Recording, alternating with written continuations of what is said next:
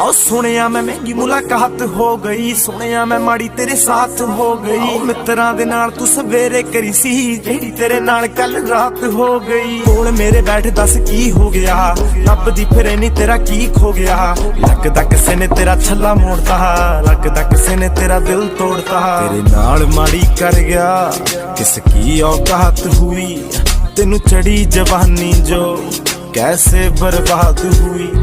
आओ पास में तो बैठो, बोलो क्या बात हुई, या बोल नहीं सकते जो आपके साथ हुई।